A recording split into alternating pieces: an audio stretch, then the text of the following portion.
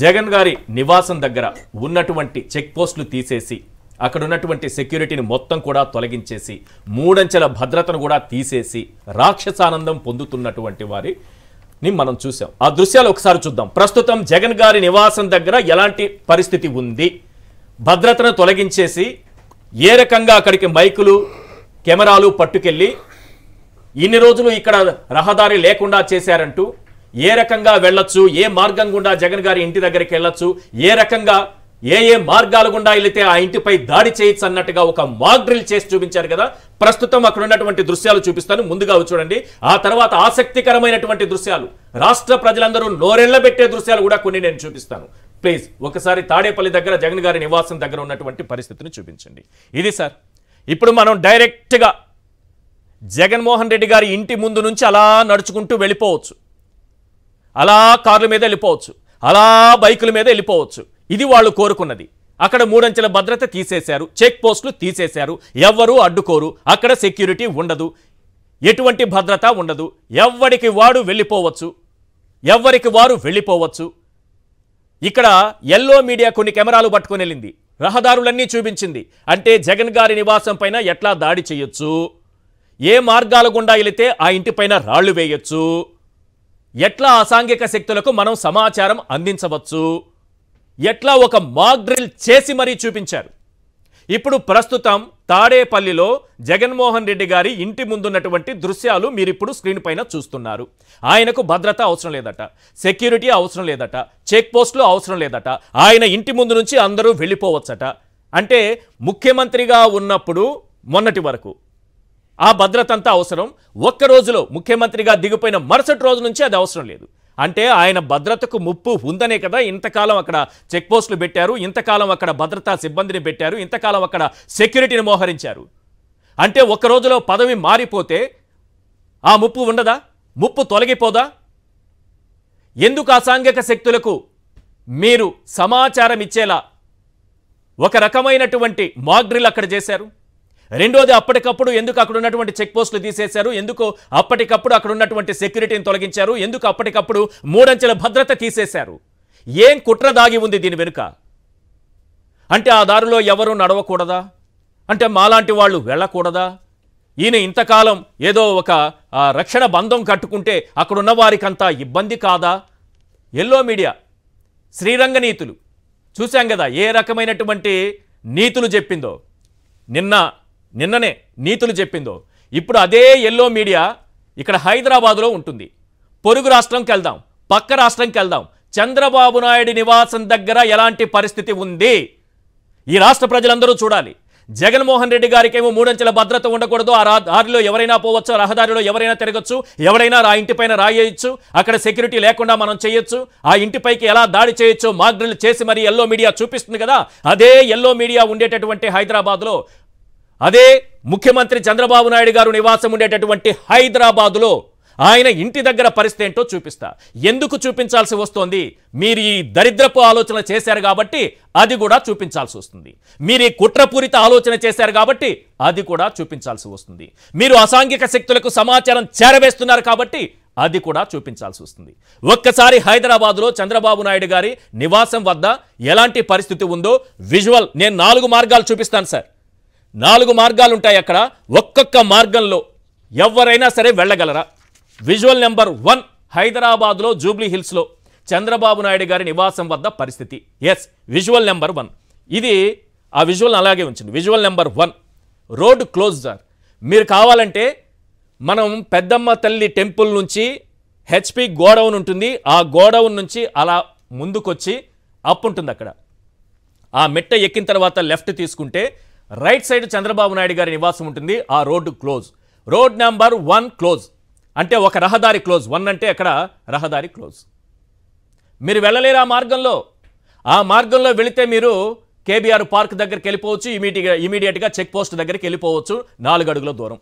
మీరు ఇప్పుడు తిరిగి వెళ్ళాలి సార్, 2.5 కిలోమీటర్లో 1.5 కిలోమీటర్లో తిరిగి వెళ్ళాలి. అక్కడ క్లోజ్, అది క్లోజ్.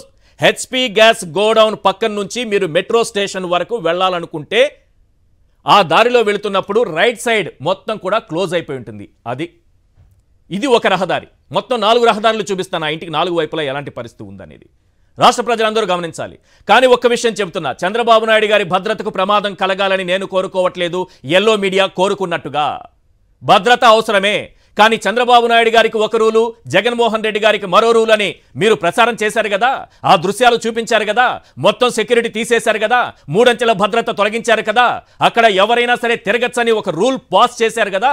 ఇప్పుడు ఇక్కడ ఎందుకు ఎవరు తిరగకూడదు? ఎవరు ఎందుకు తిరగకూడదు? అది పొరుగు రాష్ట్రంలో, హైదరాబాదులో. రైట్, విజువల్ 2 ఒకసారి ఏంటి సార్? మీరు హైదరాబాదులో విజువల్ 2 ఒకసారి చూపిస్తాను. ఇదేంటంటే హైదరాబాదులో మీరు metro station, Jubilee hills metro station నుంచి కొంచెం ముందుకు వస్తే మీకు హెచ్డిఎఫ్సి బ్యాంక్ కనిపిస్తుంది. దాని పక్కన నుంచి ఒక రోడ్డు ఉంటుంది చంద్రబాబు నాయుడు గారి నివాసానికి వెళ్ళడానికి. కొద్ది దూరం మీరు అలా పైకి వెళ్ళగానే road close, road close, road మూత. ఏంటి తలరాత? చంద్రబాబు నాయుడు గారికేమో అలాంటి భద్రత కావాలి, ఇది రెండో వైపు క్లోజ్. ఇది అక్కడేమో జగన్మోహన్ రెడ్డి గారికి అన్ని వైపులా తీసేయాలి, ఎవరైనా వెళ్ళిపోవచ్చు, ఎవరైనా రాళ్ళదాడి చేయొచ్చు, ఎవరైనా ఏమైనా చేసుకోవచ్చు. ఆయనకు భద్రత ఉండకూడదు సార్, ఆయనకు భద్రత ఉండకూడదు సార్. ఎందుకంటే వెంటనే మాజీ అయిపోయారు కదా. కానీ చంద్రబాబు నాయుడు గారు మాజీ సీఎంగా ఉన్నప్పుడు కూడా ఆ రోడ్డు క్లోజే సార్ హైదరాబాద్లో. ప్రతిపక్ష నేతగా ఉన్నప్పుడు కూడా ఆ రోడ్లన్నీ క్లోజ్ సార్ హైదరాబాద్లో. రైట్, ఇక మూడో దారి కూడా చూపిస్తాను. మూడో దారి ఇది.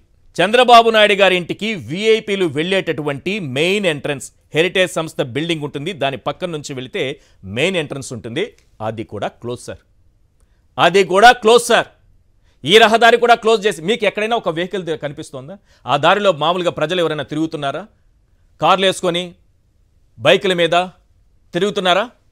నేను మళ్ళీ చెబుతున్నా, చంద్రబాబు నాయుడు గారి భద్రతకు ముప్పు ఉండేలా ఉండాలని నేను కోరుకోవట్లేదు. మీరేమో జగన్మోహన్ రెడ్డి గారి నివాసం వద్ద మొత్తం సెక్యూరిటీ మొత్తం తీసేసి ప్రతి ఒక్కరూ ఈ దారిలో వెళ్లాల్సిందే, ఒక నియంతలా ఆయన ఇంతకాలం ఉన్నాడని చెప్పారు కదా. మరి హైదరాబాద్ నడిబొడ్డున జూబ్లీ హిల్స్లో చెక్ పోస్ట్ దగ్గర రోడ్ నెంబర్ 36కి ఆనుకుని ఉన్నటువంటి చంద్రబాబు నాయుడు గారి నివాసం వద్ద 4 రహదారులు మూసేశారు సార్. దారి లేదు సార్. ఆ ఇంటి వెనక నుంచి ఒకే ఒక రహదారి ఉంటుంది. దొంగల్లా మనం ఆ దారిలో వెళ్లాల్సిందే, అంతకు మించి మనం రహదారిలో ప్రయాణించేటటువంటి మహారాజులం కాదు సార్. దొంగల్లా దొడ్డిదారిన వెనక దారిలో వెళ్లాల్సిందే. రైట్, ఇక 4వది కూడా చూపించండి. ఇంతకుముందు నేను చెప్పాను, జూబ్లీ హిల్స్ చెక్ పోస్ట్ నుంచి కొంచెం మీరు ముందుకు వచ్చిన తర్వాత మీకు అక్కడ హెచ్డిఎఫ్సి బ్యాంక్ కనిపిస్తుంది. అక్కడ నుంచి స్ట్రైట్ వెళ్తే రోడ్డు క్లోజ్ అన్నాను కదా, లెఫ్ట్ తీసుకుంటే అక్కడ మీరు ఇమీడియట్ లెఫ్ట్ ఉంటుంది. లెఫ్ట్ తీసుకుంటే అది చెక్ పోస్ట్ దగ్గరికి వెళ్తుంది. అది వెళ్ళకముందే ఇమీడియట్ రైట్ తీసుకోండి సార్. ఇక్కడ కూడా ఒక మెట్ట లాంటిది వస్తుంది, ఎత్తుగా ఉండే ప్రదేశం వస్తుంది. డైరెక్ట్గా అది కూడా చంద్రబాబు నాయుడు గారి నివాసం దగ్గరికి వెళ్తుంది.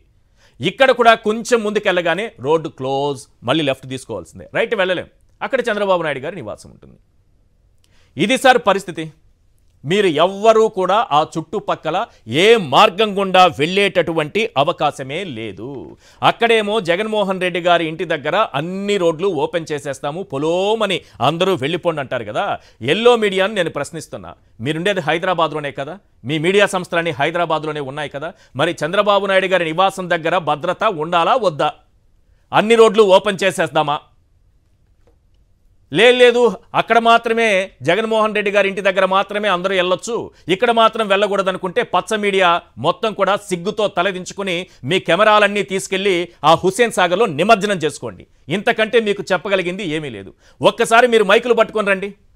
మైకులు తీసుకొని వచ్చి ఈ రోడ్లలో వెళ్ళేటటువంటి వాహనదారులందరినీ ఆపి మీకేమన్నా ఇబ్బందులు ఉన్నాయా లేదా అని అడిగితే మీ చెంప చెళ్ళుమని కొట్టి సమాధానం చెప్తారు. మీరు అక్కడ అడిగారు కదా జగన్మోహన్ రెడ్డి గారి ఇంటి దగ్గర భద్రత గురించి, అక్కడ అడిగారు కదా. ఇప్పుడు ఇక్కడ కూడా మైకులు పట్టుకొచ్చి, మీ ఎల్లో మీడియా మైకులు పట్టుకొచ్చి అక్కడ వెళ్ళేటటువంటి వాహనదారుల్ని ఆపి మీకు సౌకర్యవంతంగా ఉందా ఈ రహదారులు? ఇక్కడ అన్నీ క్లోజ్ చేశాం కదా 4 వైపులా, సౌకర్యవంతమైనటువంటి ప్రయాణం ఉందా అని అడగండి. మీ చెంప చెళ్ళుమని వాయించకపోతే అడగండి. నేను ఆంధ్రప్రదేశ్లో రాష్ట్ర ప్రజలందరినీ ఒకటే కోరుతున్నాను సార్, మీరు హైదరాబాదుకు వచ్చి సందర్శనీయ స్థలాలు ఉంటాయి. ఏది మన గోల్కొండ, చార్మినార్, హుస్సేన్ సాగర్ చూస్తారు కదా, అలాగే ఒక్కసారి వచ్చి ఇక్కడ కూడా ఒకసారి దర్శించి వెళ్ళండి సార్.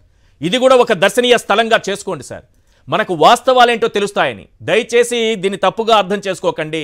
చంద్రబాబు నాయుడు గారి నివాసం దగ్గర భద్రత ఉండాల్సిందే. ఆయన భద్రతకు ముప్పు ఉండాలని కోరుకోవడం కాదు. కానీ అక్కడ మాత్రం వీళ్ళు కోరుకుంటున్నారు.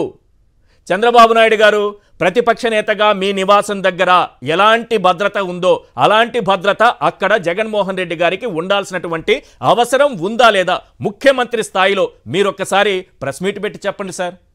దయచేసి ప్రెస్ మీట్ పెట్టి చెప్పండి సార్. అక్కడో రూలు ఇక్కడొక రూలు ఏంటిది? ఒక్కటి మాత్రం నిజం సార్. ఫైనల్గా ఒక్క విషయం చెప్పాలనుకుంటున్నా. నిన్న పొలోమని కెమెరాలు పట్టుకుని జగన్మోహన్ రెడ్డి గారి ఇంటి దగ్గరికి పచ్చ మీడియా మొత్తం పరుగులు తీసింది కదా, అలాగే మేము కూడా కెమెరాలు పట్టుకొని చంద్రబాబు నాయుడు గారి నివాసం వద్దకు వెళ్ళి ఈ రహదారులన్నీ ఓపెన్ చేయాల్సిందే, ఎందుకు క్లోజ్ చేశారు అని ఆ దారిలో వెళ్ళేటటువంటి ప్రతి ఒక్కరికి మైకులు పెట్టి మాట్లాడించగలం. మీలాగా మేము దిగజారుడు విలువల లేని జర్నలిజం చేయం కాబట్టి ఆ పని చేయలేదు. కేవలం ఆ దృశ్యాలు మాత్రమే చూపించాం. ఇది మీకు మాకు ఉన్నటువంటి తేడా. ఎల్లో మీడియాకి సాక్షికి ఉన్నటువంటి తేడా ఏంటో చెబుతున్నా. ఇదే 4 మైకులు పోగేసుకొని వెళ్ళిపోయి అక్కడ వచ్చిపోయే వారందరినీ ఆపి చంద్రబాబు నాయుడు గారి నివాసం దగ్గర ఈ రకంగా రోడ్లన్నీ క్లోజ్ చేశారు కదా, మరి మీరు పాపం 1.5 కిలోమీటర్ 2 కిలోమీటర్లు తిరిగి వెళ్లాల్సి వస్తుంది కదా, ఇబ్బంది కదా మీకు, మరి ఏం చేద్దాం, ఇదంతా తొలగించేద్దామా అని మైకులు పెట్టి మేము అడగగలం. కానీ అలాంటి జర్నలిజం మేము చెయ్యము. ఇది వాస్తవాలు ప్రజలకు చెప్పాలనేటటువంటి ఆలోచనతో చేసినటువంటి ప్రయత్నం. చంద్రబాబు నాయుడు గారి భద్రతకు ఎలాంటి ఇబ్బంది కలగకూడదు, అక్కడ జగన్మోహన్ రెడ్డి గారి భద్రతకు ఎలాంటి ఇబ్బంది కలగకూడదు, ఇక్కడొక రూల్ ఉండకూడదు, అక్కడొక రూల్ ఉండకూడదు. ఇది చెప్పడమే మా ఉద్దేశం. చంద్రబాబు నాయుడు గారు అర్థం చేసుకోండి. మీకు మీ భద్రత ఎంత ముఖ్యమో, ఒక ప్రతిపక్ష నేతగా మీరున్నప్పుడు కూడా మీ భద్రతకు ఎలాంటి జాగ్రత్తలు తీసుకున్నారో ఇప్పుడు అలాంటి జాగ్రత్తలు జగన్మోహన్ రెడ్డి గారికి అవసరం ఉందా లేదా? అక్కడ కూడా భద్రత పెట్టాల్సినటువంటి అవసరం ఉందా లేదా? ఆ రోడ్డు కూడా క్లోజ్ చేయాల్సినటువంటి అవసరం ఉందా లేదా? 3 అంచెల భద్రత ఉండాల్సిన అవసరం ఉందా లేదా? అక్కడ సెక్యూరిటీ ఉండాల్సినటువంటి అవసరం ఉందా లేదా? పైగా తీసేసి ఎల్లో మీడియా సునకానందం ఏ రకంగా ఉందంటే, ఆయన ప్రైవేట్ సెక్యూరిటీని పెట్టుకుంటే ప్రైవేట్ సెక్యూరిటీని పెట్టుకున్నారని అది ఫోటోలు తీసి పేపర్లో వేస్తారు. మరి ఇవన్నీ ఎందుకు చూపించరు? మీరు హైదరాబాద్లోనే ఉన్నారు కదా, ఒక్కసారి హుస్సేన్ సాగర్లో తీసుకెళ్లి మీ కెమెరాలు నిమజ్జనం చేసి తీసుకురండి, మళ్ళీ తీసుకురండి, పాప ప్రక్షాళన అయినా జరుగుతుందేమో.